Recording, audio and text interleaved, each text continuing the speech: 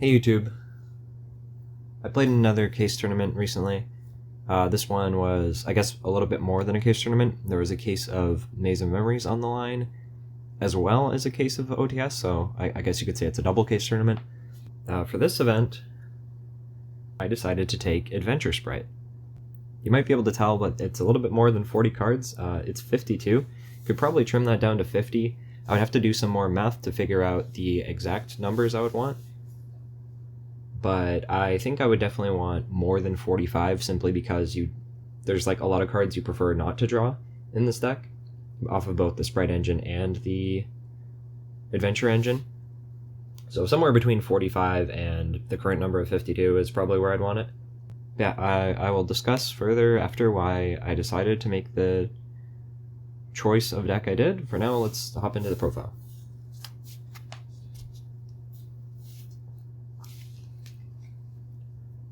So first up, the engine cards. Triple Spright Blue. And I'm sorry, I gotta show it off a little bit. Just such a beautiful ulti. I think the secrets look very nice too, but like that swirl is just really sets it apart from other cards, I think. But yeah, nothing to say here. Then I'm actually on double red. The theory behind this was we don't have Elf anymore. Rest in peace. So red will often be part of your first turn board, but then you'll also want it later on, or maybe you'll need it when cracking a board, but then also want to end on it. So like that was the theory behind having two, is just like having another one for follow-up. It didn't actually end up coming up, but I thought like it's not actually that bad of a draw.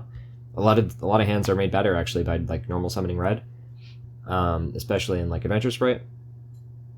But it didn't end up coming up, and like you're already running over 50 cards, so thought might as well put the second one in. I don't know moving forward if I'd continue running two. Then I got the starters, the beavers, and two angler. Angler is a lot better in this deck because it's adventure, so you can pitch it off of the Fateful and trigger its effect. Pretty broken interaction. Beaver is obviously a good card. It's usually the best starter outside of like the literal Spright starter. It's usually the best normal summon in the deck.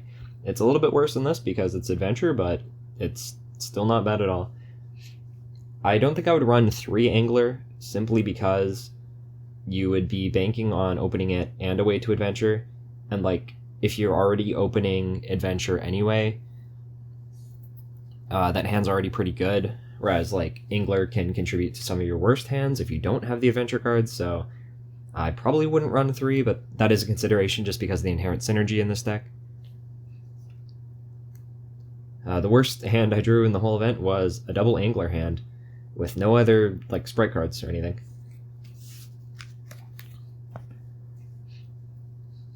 Then we got the one Soul Scissors, Spright Smashers, and Spright Double Cross. So you could say these are like the engine requirements.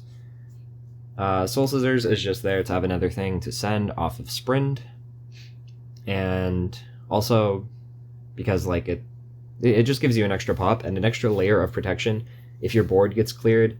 It's just an interaction that's sitting in your graveyard, kind of like the Tier Elements theory where they didn't really make any negates. Like sometimes they'd have crime, but like the real strength came from having threats on board, in grave and in hand.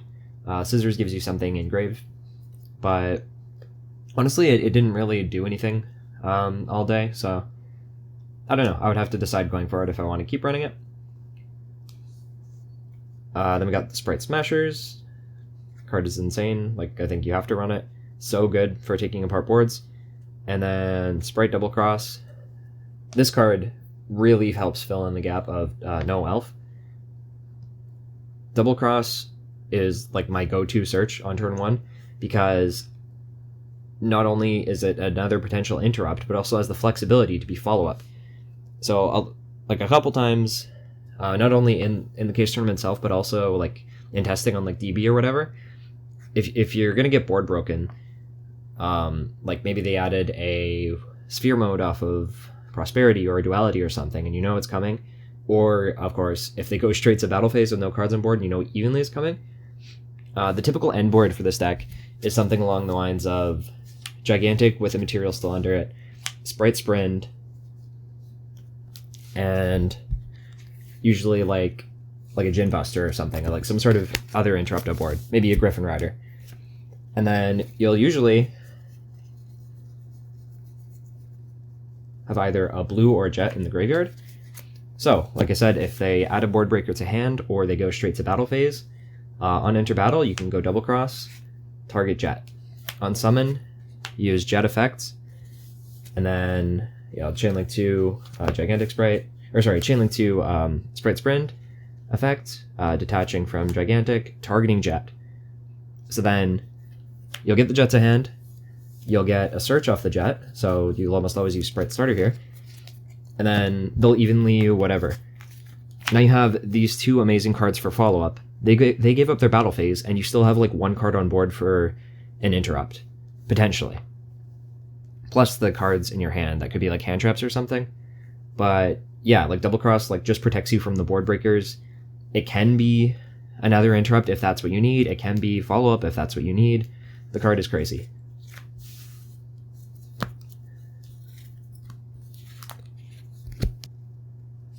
Then we got the 3 Prosperity. This card is just insane. I think it's one of the strongest cards we currently have in the game, unlimited. Any deck that isn't drawing and like doesn't have like an insanely tight 15 card combo extra or something, I think should just run. And yeah, like I don't know why I'm explaining this card. We don't run any draw cards in this deck, so we run Prosperity. Oh, it's especially very good this format for a reason I will explain after. Next, I did mention I'm playing Adventure Spright, so next we have the Adventure Engine. Running the full 7 starters. I don't know why you would ever run less than this. If you have to run the bricks anyway, so why would you cut down on your good cards, but still run the bricks? You know what I mean? Like maybe if your space was just insanely tight for some reason, but then like I think you should just go over 40 and run more of the good cards at that point. Yeah, so we run the full 7. Foolish Burial also has the added utility in this deck of sending an Angler as a starter, which is kind of nice. So you already have the Adventure Engine. And it could also send Soul Scissors, but I never did that. And then these cards, Dracopeck's really the only brick. These cards are not bad even if you draw them. I already mentioned the Fateful utility with pitching Angler, but even outside of that, if you just like Fateful, add Enchantress, get yourself to right, or you open Griffin, these are still bodies. They're free extenders, so you're putting a monster on board, which in Spright, that's half of your combo. You just need any level 2 alongside a monster. So yeah, none of these cards are bad in Spright, except for opening Dracopeck.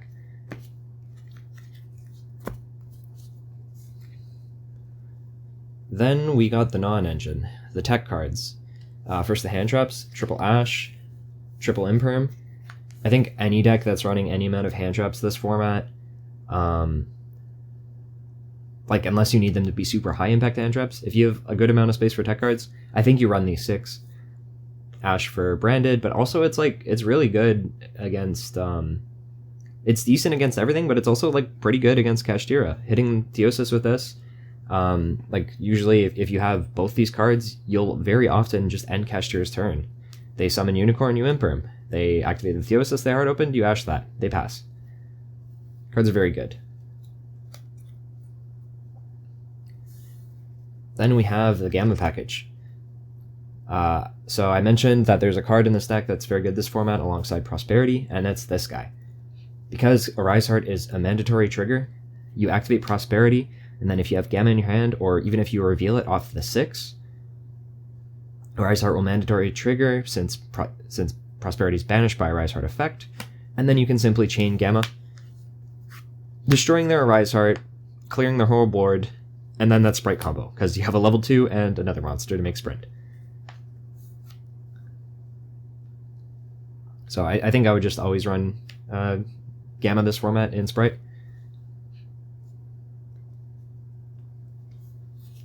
And then Gamma is a good transition from the hand traps to the board breakers since it's both. We got the triple Fenrir, triple Godarla, and triple T. Fenrir is an insane card. I don't know why. Like, I think every deck with the space should just run this card. It's a board breaker. It's a free body. It gives you another card in hand, which can come up in a deck that discards. But yeah, like, even if you open this going first, it's like half of your sprint, plus without losing any cards in hand and giving you like the Fenrir in hand for follow-up next turn, or it's an additional interrupt. Fenrir is a very good card to just leave on your board as another interrupt for your opponent's turn. Not to mention that this format, if they don't know what you're playing and you lead with Fenrir, they might just imperm the effect or like hit it with their Book of Moon or whatever. Then we got the triple Godarla. Kaijus are good against Kashtira, whether they go for the full zone lock or go for a Rise Heart Pass. Godarla or Kaijus are very high impact. The reason this is Godarla and not Gamma Seal is because of a card we're running in our extra deck, the Mosquito.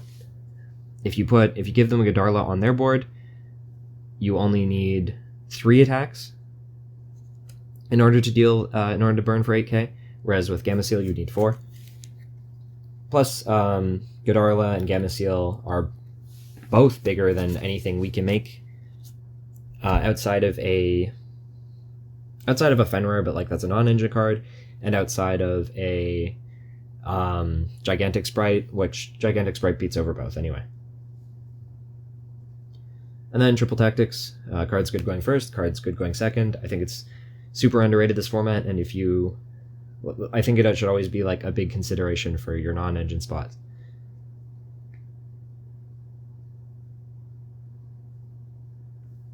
And like I mentioned, kind of with like the prosperity, a Rise Heart is mandatory. So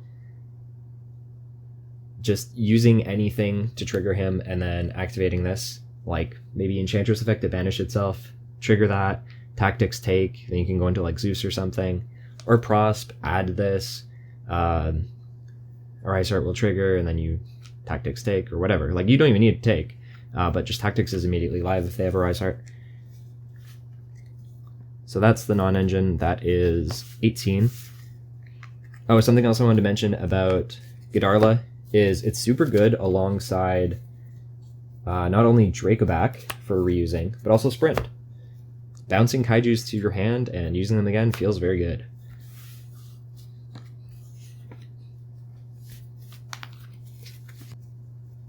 Something I forgot to mention, these cards right here are actually the reason I chose Spright for this event. The non-engine cards, that means.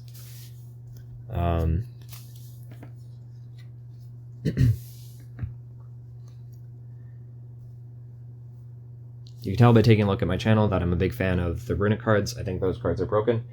And I do think that Runic variants are the strongest, like quote-unquote strongest, highest ceiling decks of this format. However, I think that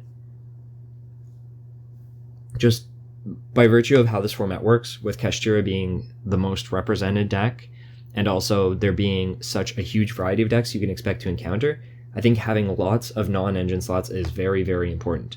Non-engine is, like, even quote-unquote low-impact cards can often end the turn or just dismantle a whole board of Kashtira, and you need lots of non-engine so that you have flexible ways to stop the insane amount of rogue you'll encounter at a tournament. Since Runic decks don't have a lot of space for non-engine, that's why I decided to take Spright. The other deck this format is the aforementioned Kashtira. That's the other deck this format that can run lots of non-engine.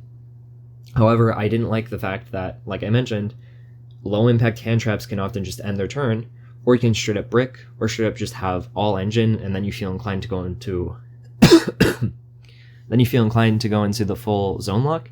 With Spright, you can very easily play around or through hand traps, whether alongside Adventure or just with like your in-engine negation, or even Gamma and Talents. and then just like generate lots of card advantage and follow up and interrupts and just everything through hand traps. I didn't feel like that was the case with Kashtira. Felt like Kashtira bricked a lot more, so that's why I went with Spright for this event. And if I was able to attend the 250th YCS this format, Spright would for sure be what I would run. Don't know if it'd be Adventure or just like sort of pure / Malfi Spright, but some variant of Spright with tons and tons of Go Second cards would be my choice for the event. I think it'll consistently take you very far in an event this format, and has the capability of also winning big events this format more consistently than Kashtira, in my opinion.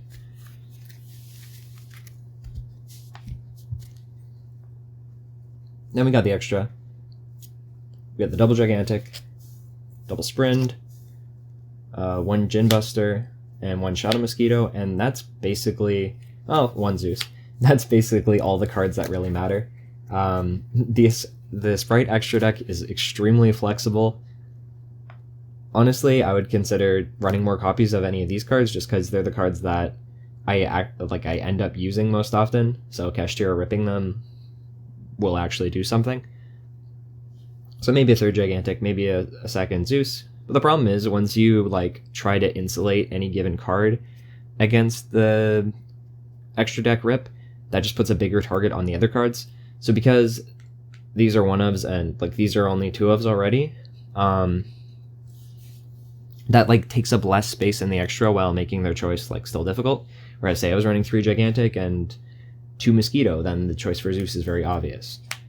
Whereas at this point, like, they have 3 good choices, and I'm taking up bare minimum extra deck space.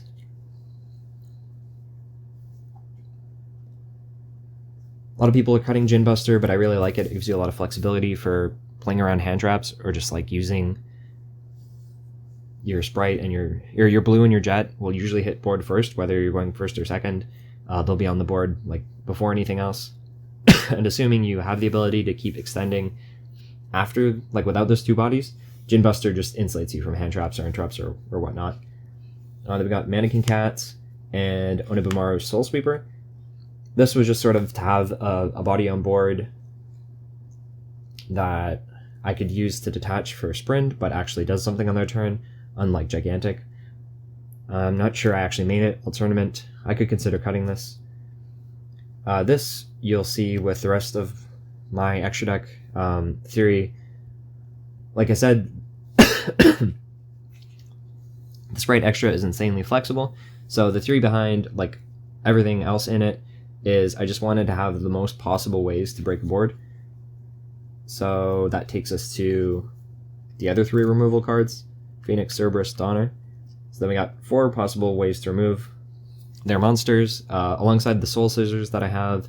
Each of these could trade with 2 cards instead. Then, since we're running Nightmares, I run IP. Also gives you a very flexible way to make a 3200 Gigantic. Then we have Lambda, because I'm running Gamma. And I think Gamma is very good. Turns into another interrupt from your hand, a high impact interrupt even when you go first. And then we have Muttcracker. The theory behind Muttcracker is it lets you get multiple uses out of your Soul Scissors, just sort of another way, another form of removal in that sense. So we got like 5 cards that'll help you break a board, but I didn't end up making Muttcracker ever. I could very easily see myself cutting nearly any of these cards. It just, there's not a lot of good cards I would run instead. So if you were so inclined, you could cut a good amount of these and stack up on multiples of these so that they don't get ripped from your extra. Then we have the side. I have 3 Vestials. I think these are the best side deck cards against Branded. I mean, since I'm already maining Ash, these are the other cards that hit Branded very hard. Also hits them whether they go for like a more standard line or for the Gimmick Puppet line. You just banish Albion so that they never get to set Retribution from deck. Or sorry, Expulsion from deck. I've got Triple Evenly. I've talked about this card a lot. I think it's insanely high impact this format against most decks. If you're going second, you almost always just bring this in, especially against something like Labyrinth. Speaking of, we got double Danko Sekka. This might seem a bit odd, like yes, you do need your normal summon a lot in Spright, but the fact that I'm running Adventure, Prosperity, Adventure to pitch an Angler, lead with Fenrir alongside Danko is like, or Fenrir alongside Danko, or Adventure alongside Danko, or just Spright starter after Danko. Like there's a lot of ways to play, even though you use your normal summon on this, and it's obviously insane against Lab. And then we have the other two cards that I side against Lab, which is the Ghost Bells. Ghost Bells also have overlap in that I bring them in against Branded. Also against stuff like Naturia Vernic, and maybe just some rogue stuff, like say like Drytron or something. The Bestials as well also hit those sort of rogue decks very, very hard, as well as things like Dark World and Mathmech, which are things you can expect to see in a tournament.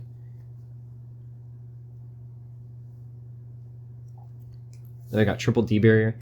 I think this card is very overrated this format. However, it does do insanely well against Branded. Against nearly any other deck, I would not side it in unless I had worse cards to bring out. Like, yes, it does something against all of the meta decks that aren't Labyrinth, but it doesn't do enough to be worth a slot in my opinion. It's kind of just worse Imperm against most decks, Kashtira included. Then we got Double Contact C. This is for Kashtira and also for Branded. So just like quick breakdown, if I'm going first against Branded, it would be these coming in, and then, yeah, I think it would just be those coming in if I recall correctly. Going second against Branded, maybe these coming in, and then I can't remember the exact ratios, but I think I would side maybe some amount of evenly as well. Against Cash, going second, it's these. And going first, it's just the Contact Cs. And against Lab, we got these cards, and I think that might be regardless of first or second. Maybe first I don't side Dankos? Or no, maybe first I don't side evens. I think this is regardless of first or second. Yeah, that's like the breakdown for that.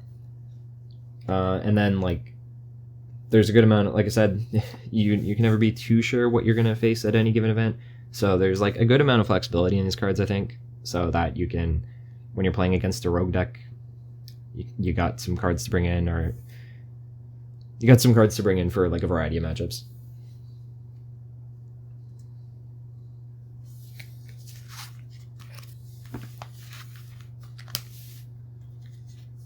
Oh, that's the deck. I'm overall very pleased with it. A lot of the exact numbers can be changed, but I'm very pleased with the specific deck choice that I made. Like I said, it took me to top 8 at this event. I lost in top 8 to a person who ended up making it to the finals, playing Kashtira, and honestly, I should have beaten him. We went to game 3, and there was a single interaction that I got, as it was playing out, I was going second, and as, like, before I started the chain that led to this interaction, I thought about how it would play out, and then, like, during the chain, I thought about how it would play out based on his decision, and I got a little bit mixed up with how Spright Smashers, so aka, like, banishing a card that's been hit by Imperm, how that works. But, yeah, basically, I was thinking of it working like Book of Moon, where it removes the negation, or like how it works when you banish before the Imperm can resolve, where the negation misses. But yeah, I had the game for sure, 100%. I win that game and therefore win that match if I just played my cards correctly. So yeah, the deck is very, very strong. This deck should have taken me to top 4, but I misplayed. Top 4 at least. And I think I was favored into the rest of that top 4 bracket, so maybe even a win. But yeah, I messed up. on just a small interaction like that, but that did end up costing me from going further. But the deck performed very well. So yeah, let me know what you think. Let me know if you think Spright is the best deck this format. It's certainly my #1 choice. If I wanted to guarantee I would do well at a big event, an important event, I would take some form of Spright. Like I said, a lot of the cards are very flexible, and I could see myself changing a lot of them. So feel free to give me your input on changes you would make to the deck and the exact numbers. But yeah, thank you for watching. If you enjoyed this, if you're watching still at this point, I think you did enjoy it, so make sure to like and subscribe for more videos. I regularly post profiles on this channel and lots of other meta content, so look out for that.